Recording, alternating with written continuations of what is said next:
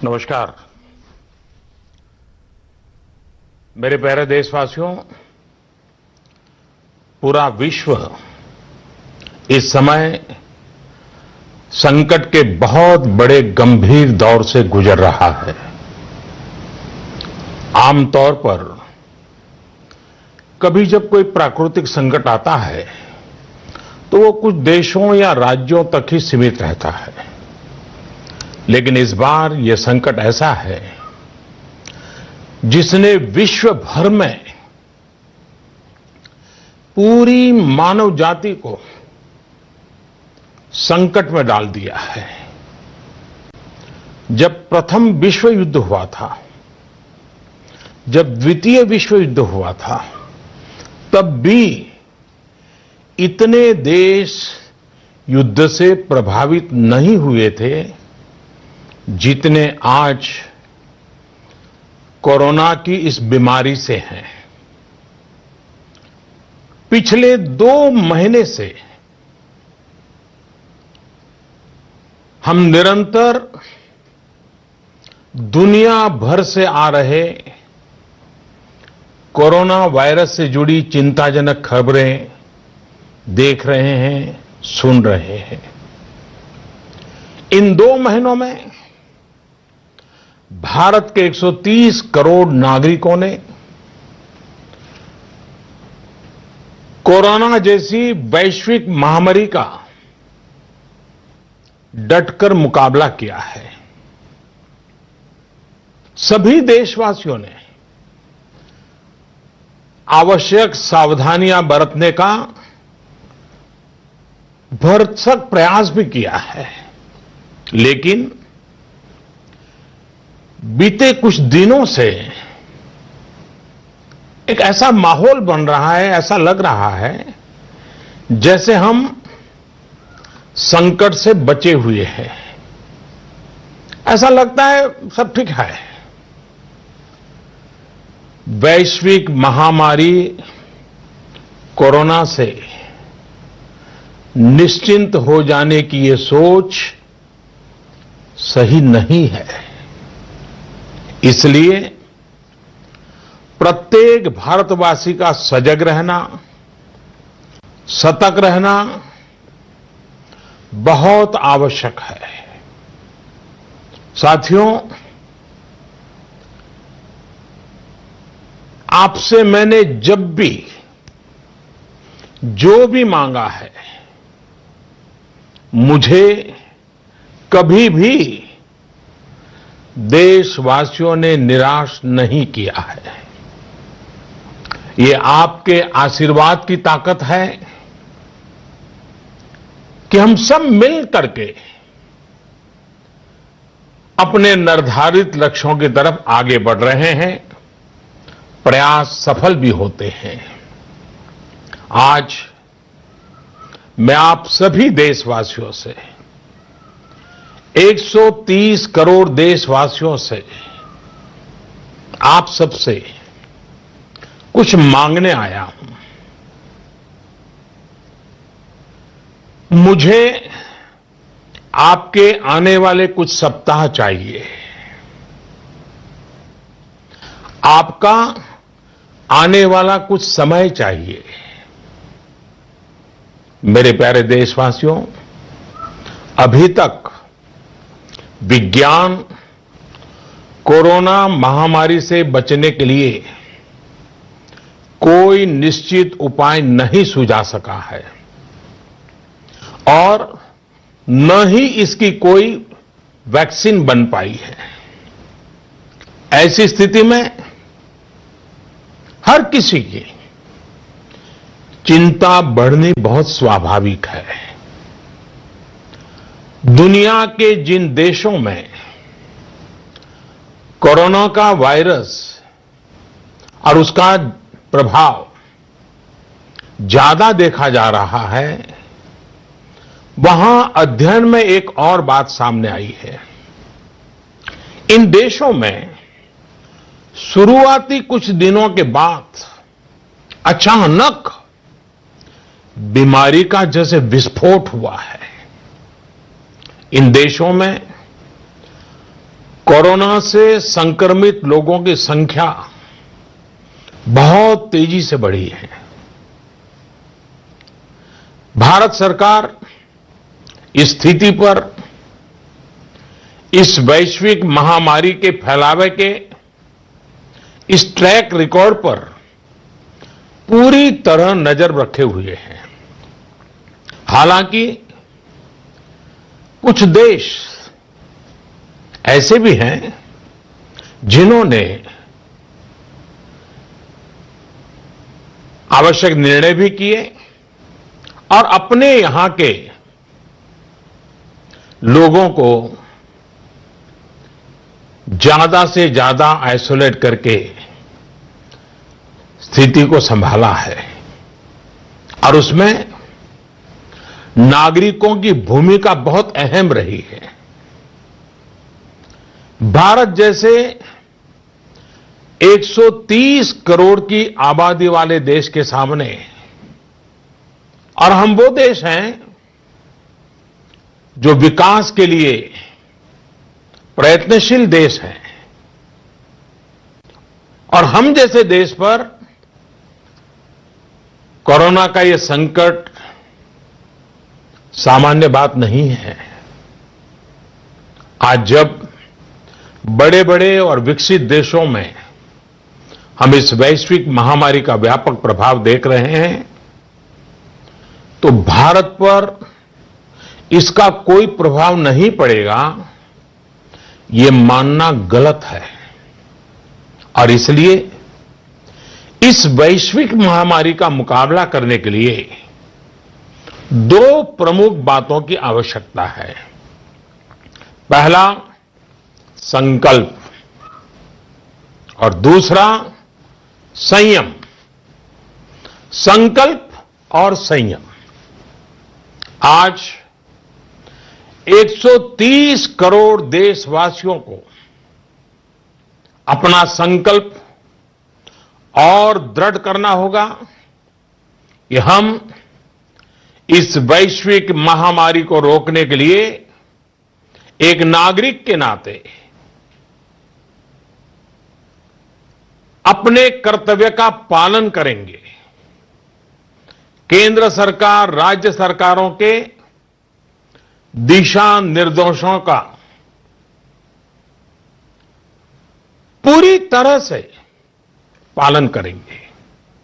आज हमें यह संकल्प लेना होगा कि हम स्वयं संक्रमित होने से बचेंगे और दूसरों को भी संक्रमित होने से बचाएंगे। साथियों, इस तरह की वैश्विक महामारी में एक ही मंत्र काम करता है, हम स्वस्थ तो जग स्वस्थ। हम स्वस्थ तो जग स्वस्थ। ऐसी स्थिति में जब इस बीमारी की कोई दवा नहीं है, तो हमारा खुद का स्वस्थ बने रहना यह सबसे पहली आवश्यकता है। इस बीमारी से बचने और खुद के स्वस्थ बने रहने के लिए दूसरी अनिवार्यता है, वो है संयम। और संयम का तरीका क्या है? भीड़ से बचना, घर से बाहर निकलने से बचना, आजकल जिसे सोशल डिस्टेंसिंग कहा जा रहा है, कोरोना वैश्विक महामारी के इस दौर में ये सोशल डिस्टेंसिंग ये बहुत ही ज्यादा आवश्यक है और कारगर भी है। हमारा संकल्प और संयम इस वैश्विक महामारी के प्रभाव को कम करने में बहुत बड़ी भूमिका निभाने वाला है। और इसलिए अगर आपको लगता है कि आप ठीक हैं, आपको कुछ नहीं होगा, आप ऐसे ही मार्केट में घूमते रहेंगे, सड़कों पर जाते रहेंगे और कोरोना से बचे रहेंगे, मैं समझता हूं ये सोच सही नहीं है। ऐसा करके आप अपने साथ और अपने प्रियजनों को, अपने परिवार के साथ अन्याय करेंगे। इसलिए मेरा सभी देशवासियों से ये आग्रह है कि आने वाले कुछ सप्ताह तक जब बहुत जरूरी हो तभी अपने घर से बाहर निकलें। जितना संभव हो सके आप अपना काम, चाहे बिजनेस से जुड़ा हो, ऑफिस से जुड़ा हो सके तो अपने घर से ही करें। जो सरकारी सेवाओं में हैं, अस्पताल से जुड़े हैं, जनप्रतिनिधि हैं, जो मीडिया कर्मी हैं, इनकी सक्रियता तो आवश्यक है, लेकिन समाज के बाकी सभी लोगों को खुद को बाकी भीड़भाड़ से, बाकी समारोह से आइसोलेट कर लेना चाहिए। मेरा एक और आग्रह है कि हमारे परिवार में जो भी सीनियर सिटीजन्स हो, 60-65 वर्ष की आयु के ऊपर के व्यक्ति हो, वो आने वाले कुछ सप्ताह तक घर से बाहर न निकलें। मैं फिर से आग्रह करता हूं, 60-65 से ऊपर की आयु वाले हमारे सभी परिवार के जन घर से बाहर न निकले। हो सकता है कि वर्तमान पीढ़ी पुरानी कुछ बातों से परिचित नहीं होगी, लेकिन मैं आपको बताना चाहता हूं, मैं जब छोटा था उस समय हम अनुभव करते थे। उस समय जब युद्ध की स्थिति होती थी तो गांव-गांव ब्लैकआउट किया जाता था। शीशे पर भी कागज लगा दिया जाता था, लाइट बंद रखी जाती थी, लोग रात भर चौकी करते थे और युद्ध न हो तो भी साल में 1-2 बार तो वहां के जो नगर पालिकाएं होती थी वो जागरूक होकर के ये ब्लैकआउट का ड्रिल भी करवाती थी। लोगों को आदत बनी रहे इसके लिए प्रयास करती थी। और इसलिए मैं आज प्रत्येक देशवासी से एक और समर्थन मांग रहा हूं। ये है जनता कर्फ्यू।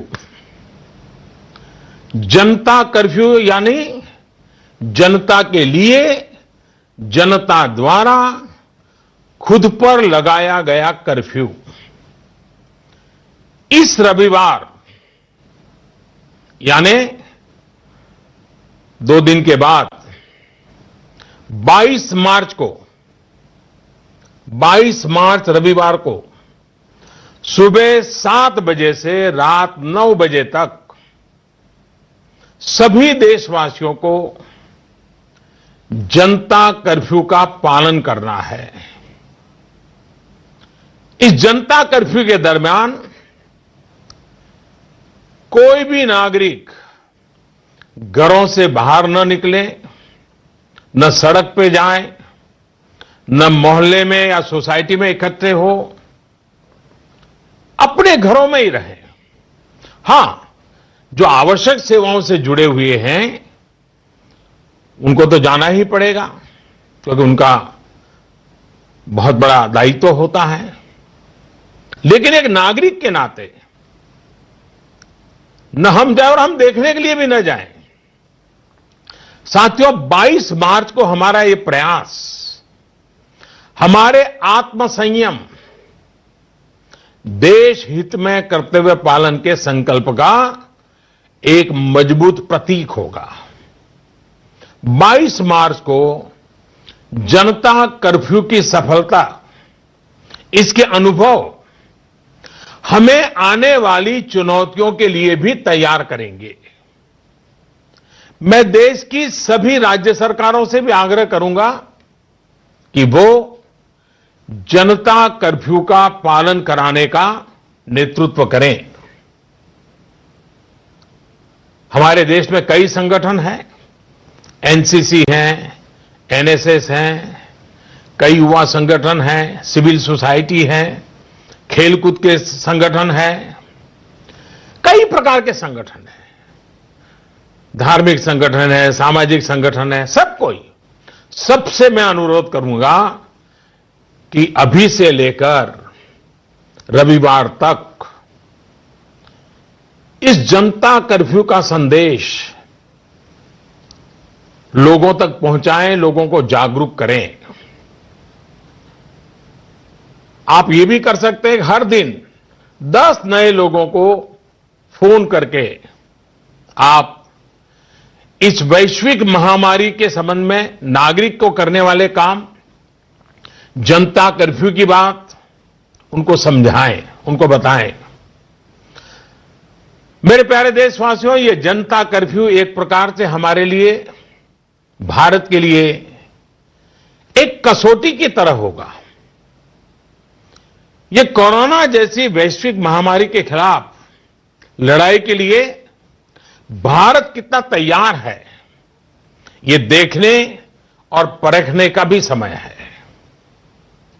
आपके इन प्रयासों के बीच जनता कर्फ्यू के दिन 22 मार्च को, रविवार को ही, मैं आपसे एक और सहयोग चाहता हूं। साथियों, पिछले 2 महीनों से लाखों लोग अस्पतालों में, एयरपोर्ट पर, दफ्तरों में, शहर की गलियों में दिन रात काम में जुटे हुए हैं। चाहे डॉक्टर हो, नर्सिस हो, हॉस्पिटल का स्टाफ हो, सफाई करने वाले हमारे भाई बहन हो, एयरलाइंस के कर्मचारी हो, सरकारी कर्मचारी हो, पुलिसकर्मी हो, मीडिया कर्मी हो, रेलवे, बस, ऑटो रिक्शा की सुविधा से जुड़े लोग हो, होम डिलीवरी करने वाले लोग हो, ये लोग अपनी परवाह न करते हुए दूसरों की सेवा में लगे हुए हैं। आज की परिस्थितियां देखें तो ये सेवाएं सामान्य नहीं कही जा सकती। आज खुद भी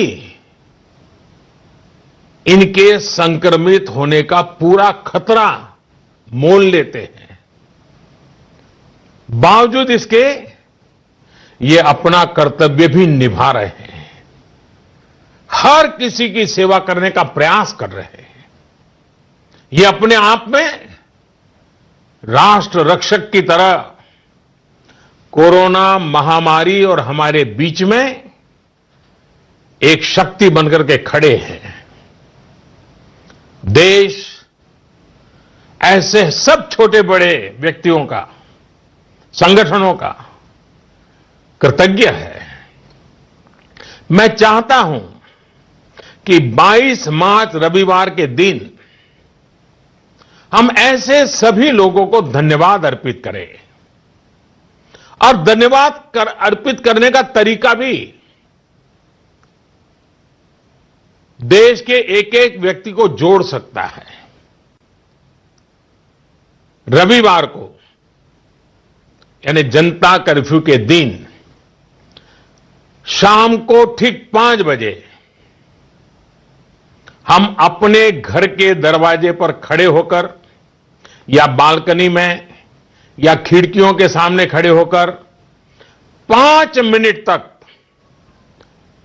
रविवार को शाम को 5 बजे 5 मिनट तक ऐसे लोगों का आभार व्यक्त करें। और आभार कैसे व्यक्त करेंगे? ताली बजा करके, थाली बजा करके, घंटी बजा करके, हम उनके प्रति अपनी कृतज्ञता व्यक्त करें, उनका हौसला बढ़ाएं, उनको सैल्यूट करें। पूरे देश के स्थानीय प्रशासन से भी मेरा आग्रह है कि 22 मार्च को 5 बजे सायरन की आवाज से इसकी सूचना लोगों तक पहुंचाए। सेवा परमो धर्म के हमारे संस्कारों को मानने वाले ऐसे देशवासियों के लिए हमें पूरी श्रद्धा के साथ अपने भाव व्यक्त करने चाहिए। साथियों, संकट के इस समय में आपको यह भी ध्यान रखना है कि हमारी आवश्यक सेवाओं पर, हमारे हॉस्पिटलों पर दबाव बढ़ना नहीं चाहिए, ताकि हमारी हॉस्पिटल की व्यवस्थाओं को, हमारे डॉक्टरों को, हमारे पैरामेडिकल स्टाफ को इस महामारी के लिए प्राथमिकता देने की सुविधा बने। और इसलिए मेरा सभी देशवासियों से आग्रह यह भी है कि रूटीन चेकअप के लिए अस्पताल जाने की हमारी जो भी आदत रही हो, उससे बचना चाहिए। जितना बच सके बचना चाहिए। आपको बहुत जरूरी लग रहा हो तो अपनी जान पहचान वाले डॉक्टर, आपके फैमिली डॉक्टर या अपने रिश्तेदारी में जो डॉक्टर हो, उनसे फोन पर ही उनसे आवश्यक सलाह ले ले। अगर आपने इलेक्टिव सर्जरी जो बहुत आवश्यक ना हो, ऐसी सर्जरी उसकी कोई डेट ले रखी है, तो मेरा आग्रह है कि इसे भी आगे बढ़वा दें, 1 महीना बाद की तारीख ले लें। साथियों, इस वैश्विक महामारी का अर्थव्यवस्था पर भी व्यापक प्रभाव पड़ रहा है। कोरोना महामारी से उत्पन्न हो रही आर्थिक चुनौतियों को ध्यान में रखते हुए सरकार ने, भारत सरकार के वित्त मंत्री के नेतृत्व में, फाइनेंस मिनिस्टर के नेतृत्व में सरकार ने एक कोविड-19 इकोनॉमिक रिस्पांस टास्क फोर्स, इसके गठन का फैसला लिया है। ये टास्क फोर्स सारे स्टेक होल्डर से नियमित संपर्क में रहते हुए, फीडबैक लेते हुए, हर परिस्थिति का आकलन करते हुए निकट भविष्य में फैसले लेगी। ये टास्क फोर्स ये भी सुनिश्चित करेगी कि आर्थिक मुश्किलों को कम करने के लिए जितने भी कदम उठाए जाएं, उन पर प्रभावी रूप से अमल हो। निश्चित तौर पर ये महामारी ने देश के मध्यम वर्ग, निम्न मध्यम वर्ग और गरीब के आर्थिक हितों को भी गहरी क्षति पहुंचा दी है। संकट के इस समय में मेरा देश के व्यापारी जगत, उच्च आय वर्ग से भी आग्रह है कि अगर संभव है तो आप जिन जिन लोगों से सेवाएं लेते हैं, उनके आर्थिक हितों का ध्यान रखें।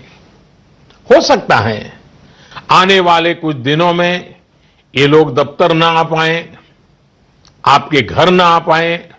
ऐसे में उनका वेतन न काटें, पूरी मानवीयता के साथ, संवेदनशीलता के साथ फैसला ले।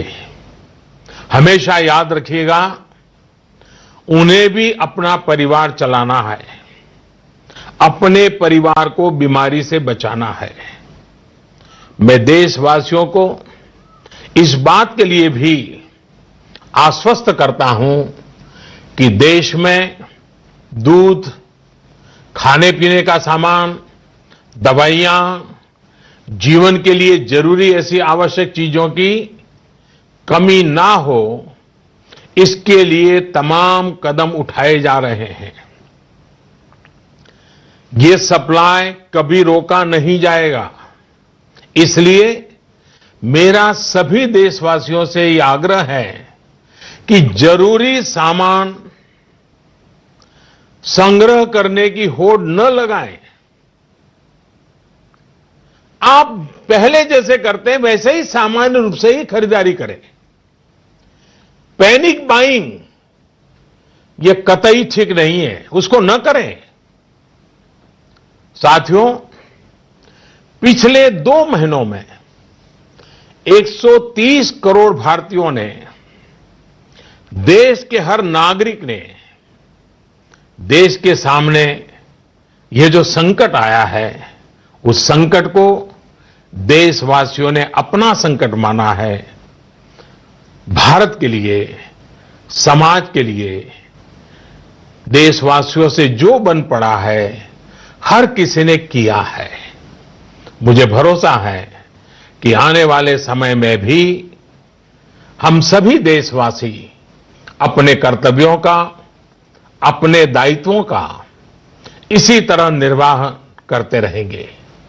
हां, मैं मानता हूं कि ऐसे समय में कुछ कठिनाइयां भी आती हैं। आशंकाओं और अफवाहों का वातावरण भी पैदा होता है। कई बार एक नागरिक के तौर पर हमारी अपेक्षाएं भी पूरी नहीं हो पाती। फिर भी ये संकट इतना बड़ा है और वैश्विक है। एक देश भी दूसरे देश को मदद नहीं कर पा रहा है। ऐसी स्थिति में सारे देशवासियों को इन दिक्कतों के बीच दृढ़ संकल्प के साथ इन कठिनाइयों का मुकाबला करने की भी आवश्यकता है। साथियों, हमें अभी अपना सारा सामर्थ्य खुद को बचाने के लिए, कोरोना से बचने के लिए ही प्राथमिकता देनी है। आज देश में केंद्र सरकार हो, राज्य सरकारें हो, स्थानीय निकाय हो, पंचायतें हो, जनप्रतिनिधि हो या फिर सिविल सोसाइटी, हर कोई अपने अपने तरीके से इस वैश्विक महामारी से बचने में अपना योगदान दे रहा है। आपको भी अपना पूरा योगदान देना है। यह आवश्यक है कि वैश्विक महामारी के इस वातावरण में मानव जाति विजयी हो, भारत विजयी हो। मेरे प्यारे देशवासियों, कुछ दिन में नवरात्रि का पर्व आ रहा है। ये शक्ति उपासना का पर्व है।